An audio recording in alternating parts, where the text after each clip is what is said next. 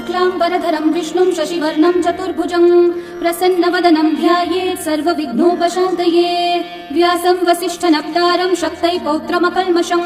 पराशरात्मजं वन्दे सुखतातं तपोनिधिं। व्यासाय विष्णुरूपाय व्यासरूपाय विष्णवे नमो वै ब्रह्मनिधये वासिष्ठाय नमो नमः। अविकाराय शुद्धाय नित्याय परमात्मने सदैकरूपरूपाय विष्णवे सर्वजिष्णवे। यस्य स्मरणमात्रेण जन्म संसारबन्धनात् विमुच्यते नमस्तस्मै विष्णवे प्रभविष्णवे। ॐ नमो विष्णवे प्रभविष्णवे। श्रीवैशम्पायन उवाच श्रुत्वा धर्मान् शेषेण पावनानि च सर्वशः युधिष्ठिरः शान्तनवं पुनरेवाभ्यभाषत। युधिष्ठिर उवाच किमेकं दैवतं लोके किं वाप्येकं परायणं स्तुवन्तः कं कमर्चन्तः प्राप्नुयुर्मानवा शुभम्। को धर्मः सर्वधर्माणां भवतः परमो मतः किं जपन्मुच्यते जन्तुर्जन्म संसारबन्धनात्। श्रीभीष्म उवाच जगत्प्रभुं देवदेवम् अनन्तं पुरुषोत्तमं स्तुवन्नाम सहस्रेण पुरुषस्तततोत्थितः तमेव चार्चयन् नित्यं भक्त्या पुरुषम् अव्ययम् ध्यायन् स्तुवन् नमस्यं च यजमानस्तमेव च। अनादिनिधनं विष्णुं सर्वलोकमहेश्वरं लोकाध्यक्षं स्तुवन् नित्यं सर्वदुःखातिगो भवेत्। ब्रह्मण्यं सर्वधर्मज्ञं लोकानां कीर्तिवर्धनं लोकनाथं महद्भूतं सर्वभूतभवोद्भवम्। एष मे सर्वधर्माणां धर्मोऽधिकतमो मतः यद्भक्त्या पुण्डरीकाक्षं स्तवैर्वच्चैर्नरः सदा। परमं यो महत्तेजः परमं यो महत्तपः परमं यो महद्ब्रह्म परमं यः परायणम्। पवित्राणां पवित्रं यो मङ्गलानां च मङ्गलम् देवतं देवतानां च भूतानां यो व्ययः पिता यतः सर्वाणि भूतानि भवन्त्यादियुगागमे यस्मिंश्च प्रलयं यान्ति पुनरेव युगक्षये तस्य लोकप्रधानस्य जगन्नाथस्य भूपते विष्णोर्नाम सहस्रं मे शृणु पापभयापहम्। यानि नामानि गौणानि विख्यातानि महात्मनः ऋषिभिः परिगीतानि तानि वक्ष्यामि भूतये। ऋषिर्नाम्नां सहस्रस्य वेदव्यासो महामुनिः छन्दोऽनुष्ठुप् तथा देवो भगवान् देवकीसुतः अमृतांशोद्भवो बीजं शक्तिर्देवकी नन्दनः त्रिसामाहृदयं तस्य शान्त्यर्थे विनियुज्यते। विष्णुं जिष्णुं महाविष्णुं प्रभविष्णुं महेश्वरम् अनेकरूपदैत्यान्तं नमामि पुरुषोत्तमम्। अस्य श्रीविष्णोर्दिव्यसहस्रनाम स्तोत्रमहामन्त्रस्य श्रीवेदव्यासो भगवान् ऋषिः अनुष्ठुप् छन्दः श्रीमहाविष्णुः परमात्मा श्रीमन्नारायणो देवता अमृतांशोद्भवो भानुरिति बीजम् देवकी नन्दन सृष्टेति शक्तिः उद्भवक्षोभणो देव इति परमो मन्त्रः शङ्ख बृन्नन्दकी चक्रीति कीलकम् शार्ङ्गधन्वा गदाधर इति अस्त्रम् रथाङ्गपाणिरक्षोभ्य इति नेत्रम् त्रिसामासामगः सामेति कवचम् आनन्दं परब्रह्मेति योनिः ऋतुः सुदर्शनः काल इति दिग्बन्धः श्रीविश्वरूप इति ध्यानम् श्रीमहाविष्णुः प्रीत्यर्थे सहस्रनाम जपे विनियोगः। ध्यानम् क्षीरोधन्वत् प्रदेशे शुचिमणि विलसत् सैकते मौक्तिकानां माला क्लृप्तासनस्थस्फटिकमणिनिभैर्मौक्तिकैर्मण्डिताङ्गः शुभ्रैरभ्रैरतभ्रैरुपरि विरचितैर्मुक्तपीयूषवर्षैः आनन्देन पुनीयादरिनलिन गदा शङ्खपाणिर्मुकुन्दः भुःपादौ यस्य नाभिर्वियदसुरनिलश्चन्द्रसूर्यौ च नेत्रे कर्णावाशाशिरौ द्योर्मुखमपि दहनो यस्य वास्तेयमब्धिः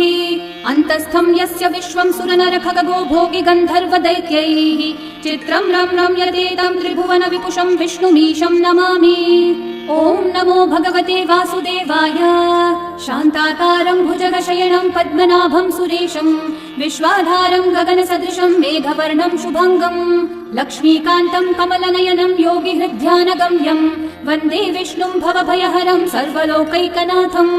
मेघश्यामं पीतकौशेयवासं श्रीवत्साङ्कं कौस्तुभोद्भासिताङ्गं पुण्योपेतं पुण्डरीकायताक्षं विष्णुं वन्दे सर्वलोकैकनाथम्। नमः समस्तभूतानामादिभूताय भूभृते अनेकरूपरूपाय विष्णवे प्रभविष्णवे सशङ्खचक्रं सकिरीटकुण्डलं सपीतवस्त्रं सरसीरुहेक्षणम् सहारवक्षस्थलशोभिकौस्तुभं नमामि विष्णुं शिरसा चतुर्भुजम् छायायां पारिजातस्य हेमसिंहासनोपरि आसीनमम्बुदश्याममायताक्षम् अलङ्कृतम् चन्द्राननं चतुर्बाहुं श्रीवत्साङ्कितवक्षसं रुक्मिणी सत्यभामाभ्यां सहितं कृष्णमाश्रये। विश्वं विष्णुर्वषट्कारो भूतभव्यभवत्प्रभुः भूतकृद्भूतभृद्भावो भूतात्मा भूतभावनः भूतात्मा परमात्मा च मुक्तानां परमा गतिः अव्ययः पुरुषः साक्षी क्षेत्रज्ञोऽक्षर एव च योगो योगविदां नेता प्रधानः पुरुषेश्वरः नारसिंहः वपुः श्रीमान् केशवः पुरुषोत्तमः सर्वः सर्वः शिवस्थानोर्भूतादिर्निधिरव्ययः सम्भवो भावनो भर्ता प्रभवः प्रभुरीश्वरः स्वयंभू शम्भुरादित्यः पुष्कराक्षो महास्वनः अनादिनिधनो धाता विधाता धातुरुत्तमः अप्रमेयो ऋषिकेशः पद्मनाभोऽमरः प्रभुः विश्वकर्मा मनुस्त्वष्टा स्थविष्ठस्थविरो ध्रुवः अग्राह्यः शाश्वतः कृष्णो लोहिताक्षः प्रतर्दनः प्रभुतस्त्रिककुब्धामः पवित्रं मङ्गलं परम् ईशानः प्राणदः प्राणो ज्येष्ठः श्रेष्ठः प्रजापतिः हिरण्यगर्भो भूगर्भो माधवो मधुसूदनः ईश्वरो विक्रमी धन्वी मेधावी विक्रमक्रमः अनुत्तमो दुराधर्षः कृतज्ञः कृतिरात्मवान् सुरेशः शरणं शर्म विश्वरेतः प्रजाभवः अहः संवत्सरो व्याळ प्रत्ययः सर्वदर्शनः अजः सर्वेश्वरः सिद्धिः सिद्धि सर्वादिरच्युतः वृषा कपिरमेयात्मा सर्वयोग विनिसृतः वसुर्वसुमना सत्यः समात्मा संवितः समः अमोघः पुण्डरीकाक्षो वृषकर्मा वृषाकृतिः रुद्रो बहुशिरा बभ्रुर्विश्वयोनिश्रुचिश्रवाः अमृतः शाश्वतस्थाणोर्वरारोहो महातपाः सर्वगः सर्वविद्भानुः विश्वक्सेनो जनार्दनः वेदो वेदविदव्यङ्गो वेदाङ्गो वेदवित्कविः लोकाध्यक्षः सुराध्यक्षो धर्माध्यक्षः कृताकृतः चतुरात्मा चतुर्व्यूहश्चतुर्दंष्ट्रश्चतुर्भुजः भ्राजिष्णुर्भोजनं भोक्ता सहिष्णुर्जगदादिजः अनघो विजयो जेता विश्वयोनिः पुनर्वसुः उपेन्द्रो वामनः प्रांशुरमोघः शुचिरूर्चितः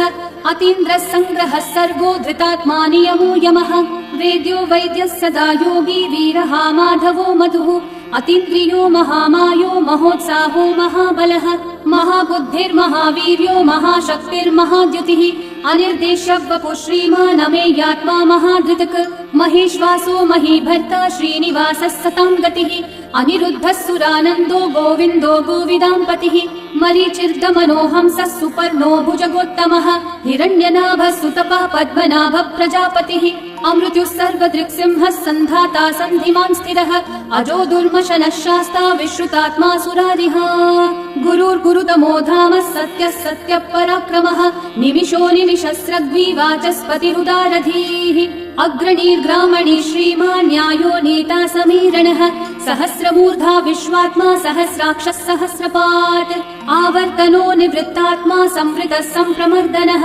अहः संवर्तको वह्निरनिलो धरणीधरः सुप्रसादः प्रसन्नात्मा विश्वदृग्विश्वभुग्विभुः सत्कर्ता सत्कृतः साधुर्जन्मोर्नारायणो नरः असङ्ख्येयो प्रमेयात्मा विशिष्टः शिष्टकृच्छुचिः सिद्धार्थः सिद्धसङ्कल्पः सिद्धिदः सिद्धिसाधनः वृषाही वृषभो विष्णुर्वृषपर्वा वृषोदरः वर्धनो वर्धमानश्च विविक्तः श्रुतिसागरः सुभुजो दुर्धरो वाग्मी महेन्द्रो वसुदो वसुः नैकरूपो बृहद्रूपः शिपिविष्टः प्रकाशनः ओजस्तेजो द्युतिधरः प्रकाशात्मा प्रतापनः रिद्धः स्पष्टाक्षरो मन्त्रश्चन्द्रांशूर्भास्करद्युतिः अमृतांशूद्भवो भानुर्शशबिन्दुः सुरेश्वरः औषधं जगतः सेतुः सत्यधर्मः पराक्रमः भूतभव्यः भवन्नाथः पवनः पावनो नलः कामः कामकृत्कान्तः कामः कामप्रदः प्रभुः युगादिकृद्युगावर्तो नैकमायो महाशनः अदृश्यो व्यक्तरूपश्च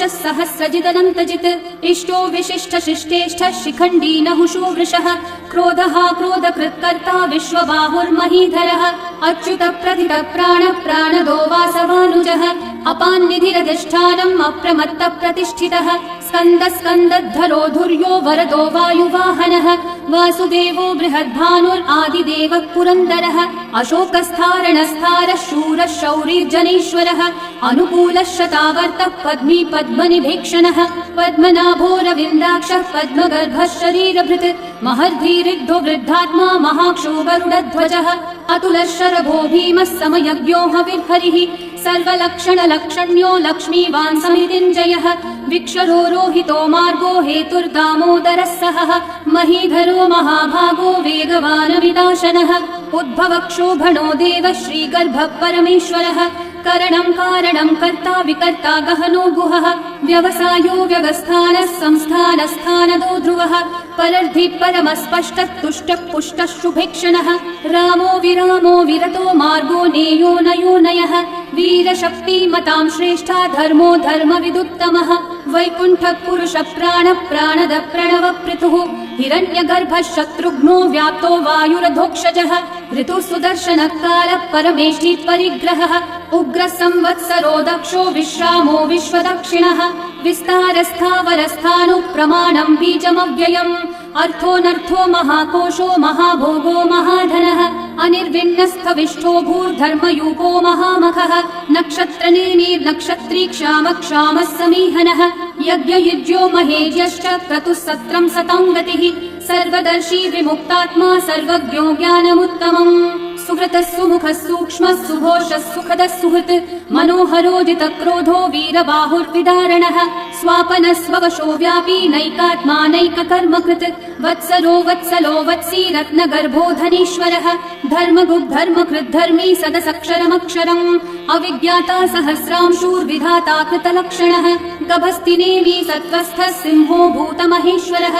आदिदेवो महादेवो देवेशो देवभृद्गुरुः उत्तरो गोपतिर्गोप्ता ज्ञानगम्यः पुरातनः शरीरभूतभृद्भोक्ता कपीन्द्रो भूरि दक्षिणः सोमपो मृतपः सोमः पुरुजित्पुरुसत्तमः विनयो जयः सत्यसन्धो दाशारः सात्वतां पतिः जीवो विनयिता साक्षी मुकुन्दोमितविक्रमः अम्भो निधिरनन्तात्मा महोधतिशयोऽन्तकः अजो महार्ह स्वाभाव्यो जितामित्रप्रमोदनः आनन्दो नन्दनो नन्दः सत्यधर्मा त्रिविक्रमः महर्षि कपिलाचार्य कृतज्ञो मेदिनीपतिः त्रिपदस्त्रिदशाध्यक्षो महाशृङ्गकृतान्तकृत् महावराहो गोविन्दः सुषेणः कनकाङ्गदे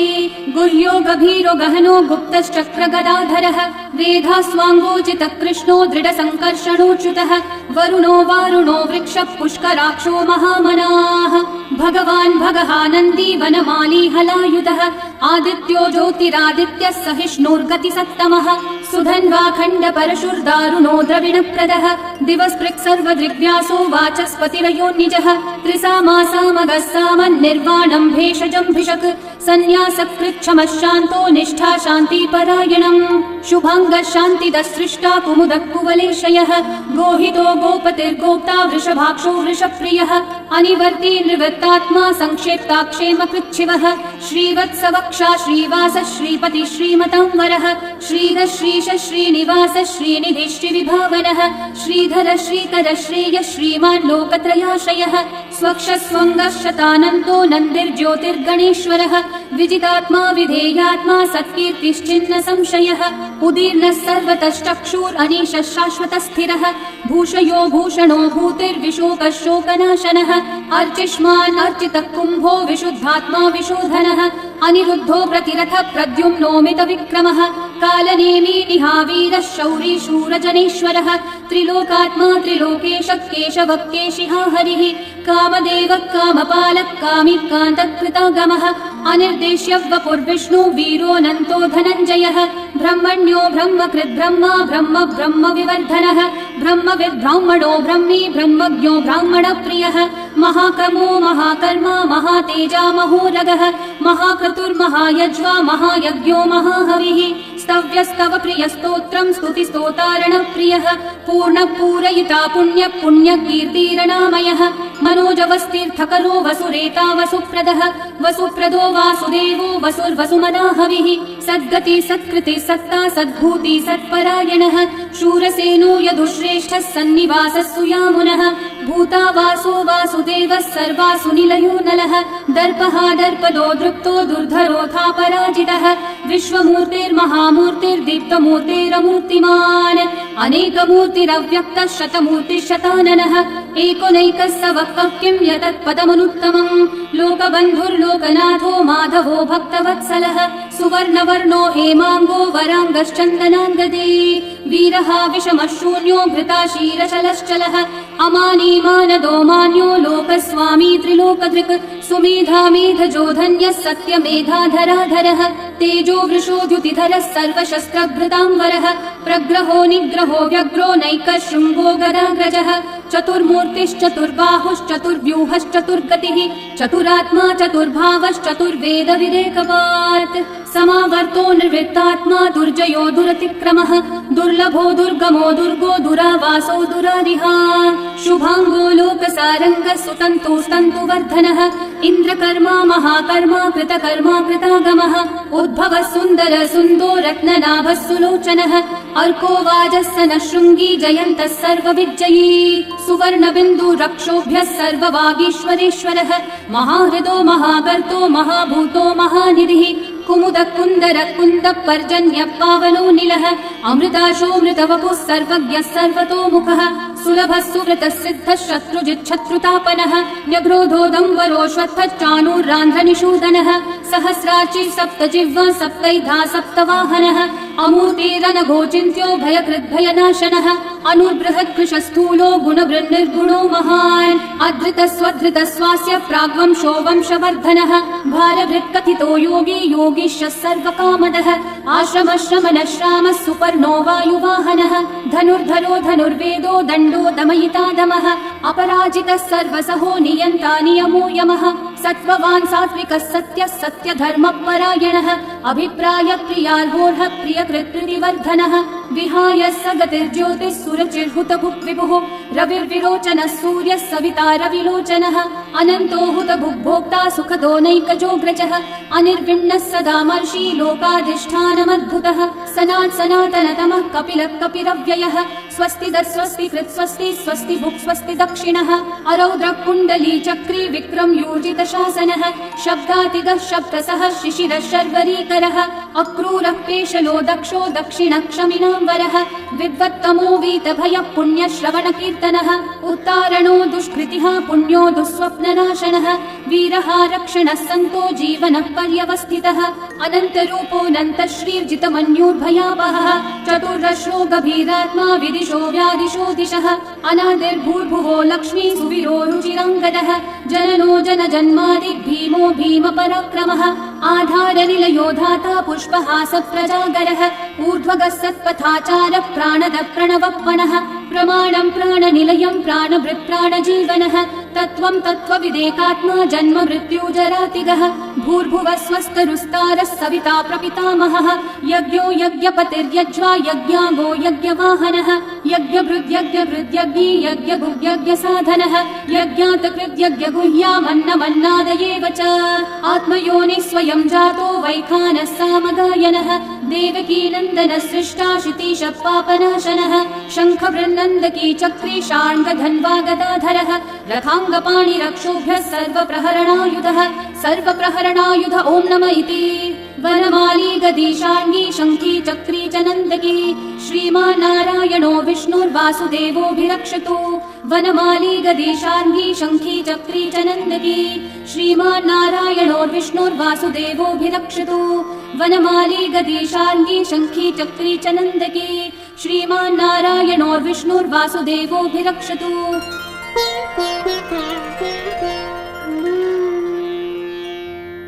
इतीदं कीर्तनीयस्य केशवस्य महात्मनः नाम्नां सहस्रं दिव्यानाम् अशेषेण प्रकीर्तितम् य इदं शृणुयान् नित्यं यश्चापि परिकीर्तयेत् नाशुभं प्राप्नुयात् किञ्चित् सोमुत्रेह च मानवः वेदान्तगो ब्राह्मणः स्यात् क्षत्रियो विजयी भवेत् वैश्यो धन समृद्धः स्यात् शूद्रः सुखमवाप्नुयात् धर्मार्थी प्राप्नुयात् धर्मम् अर्थार्थी चार्थमाप्नुयात् कामानवाप्नुयात् कामी प्रजार्थी चाप्नुयात् प्रजाम् भक्तिमान् यः सदोत्थाय शुचिस्तद्गतमानसः सहस्रं वासुदेवस्य नाम्नामेतत् प्रकीर्तये यशः प्राप्नोति विपुलं याति प्राधान्यमेव च अचलां श्रियमाप्नोति श्रेय प्राप्नोत्यनुत्तमम् न भयं क्वचिदाप्नोति वीर्यं तेजश्च विन्दति भवत्यरोगो द्युतिमान् बलरूपगुणान्वितः रोगातो मुच्यते रोगात् बद्धो मुच्येत बन्धनात् भयान् मुच्येत भीतस्थो मुच्येतापन्न आपदः दुर्गान्यतितरत्याशु पुरुषः पुरुषोत्तमम् स्तुवन्नाम सहस्रेण नित्यं भक्ति समन्वितः वासुदेवाश्रयो मर्त्यो वासुदेव परायणः सर्वपाप विशुद्धात्मा याति ब्रह्म सनातनम् न वासुदेव भक्तानामशुभं विद्यते क्वचित् जन्म मृत्यु जरा व्याधि भयं नैवोपजायते इमं स्तवमधीयानः श्रद्धा भक्ति समन्वितः युज्येतात्मसुख शान्ति श्रीधृति स्मृति कीर्तिभिः न क्रोधो न च मात्सर्यं न लोभो नाशुभा मतिः भवन्ति कृत पुण्यानां भक्तानां पुरुषोत्तमे द्यौस चन्द्रार्कनक्षत्राखं दिशो भूर्महो दधिः वासुदेवस्य वीर्येण विदतानि महात्मनः ससुरासुर गन्धर्वं स यक्षोरगराक्षसं जगद्वशे वर्ततेदं कृष्णस्य सचराचरम् इन्द्रियाणि मनोबुद्धिः सत्त्वं तेजो बलं द्युतिः वासुदेवात्मकन्याहुः क्षेत्रं क्षेत्रज्ञ एव च सर्वागमानामाचार प्रथमं परिकल्पते आचार प्रभवो धर्मो धर्मस्य प्रभुरच्युतः ऋषयः पितरो देवा महाभूतानि धातवः जङ्गमा जङ्गमं चेदं जगन्नारायणोद्भवम् योगो ज्ञानं तथा साङ्ख्यं विद्या शिल्पादिकर्म च वेदा शास्त्राणि विज्ञानम् एतत् सर्वं जनार्दनात् एको विष्णुर्महद्भूतं पृथक् भूतान्यनेकशः त्रिलोकान् व्याप्य भूतात्मा भुङ्क्ते विश्वभुगव्ययः इमं स्तवं भगवतो विष्णोर्व्यासेन कीर्तितं पठेद्य इच्छेत् पुरुषः श्रेय प्राप्तुं सुखानि च विश्वेश्वरमजं देवं जगतः प्रभुमव्ययम् भजन्ति ये पुष्कराक्षं न ते यान्ति पराभवम् न ते यान्ति पराभवम् ॐ नमः इति अर्जुनोवाच पद्मपत्र विशालाक्ष पद्मनाभः सुरोत्तम भक्तानामनुरक्तानां त्राता भव जनार्दन श्रीभगवानुवाच यो मां नाम सहस्रेण स्तोतुमिच्छति पाण्डव सोऽहमेकेन श्लोकेन स्तुत एव न संशय ॐ नमः इति व्यास उवाच वासनाद्वासुदेवस्य वासितं भुवनत्रयम् सर्वभूतनिवासोऽसि वासुदेव नमोऽस्तुते श्रीवासुदेव नमोऽस्तुत ॐ नमः इति पार्वत्योवाच केनोपायेन लघुना विष्णोर्नाम सहस्रकम् पठ्यते पण्डितेर्नित्यं श्रोतुमिच्छाम्यहं प्रभो ईश्वरोवाच श्रीराम राम रामेति रमे रामे मनोरमे सहस्रनाम तत्तुल्यं राम नाम वरानने श्रीराम राम रामेति रमे रामे मनोरमे सहस्रनाम तत्तुल्यं राम नाम वरानने श्रीराम राम रामेति रमे रामे मनोरमे सहस्रनाम तत्तुल्यं राम नाम वरानने श्रीराम नाम वरानन ॐ नमः इति ब्रह्म उवाच नमोऽस्त्वनन्ताय सहस्रमूर्तये सहस्रपादाक्षि शिरोरुबाहवे सहस्रनाम्ने पुरुषाय शाश्वते सहस्रकोटियुगधारिणे नमः सहस्रकोटियुगधारिण ॐ नमः इति सञ्जय उवाच यत्र योगेश्वर कृष्णो यत्र पार्थो धनुर्धरः तत्र श्रीर्विजयो भूतिर्ध्रुवा नीतिर्मतिर्मम श्रीभगवानुवाच अनन्याश्चिन्तयन्तो मा ये जनाः पर्युपासते तेषां नित्याभियुक्तानां योगक्षेमं वहाम्यहम् परित्राणाय साधूनां विनाशाय च दुष्कृतां धर्म संस्थापनार्थाय सम्भवामि युगे युगे आर्ता शिथिलाश्च भीता घोरेषु च व्याधिषु वर्तमानाः संकीर्त्य नारायण शब्दमात्रं विमुक्त दुःखा सुखिनो भवन्तु कायेन वाचा मनसैन्द्रियैर्वा बुद्ध्यात्मना वा प्रकृते स्वभावात् करोमि यद्यत् सकलं परस्मै नारायणायेति समर्पयामि। श्री विष्णु सहस्रनाम स्तोत्रम् सम्पूर्णम्।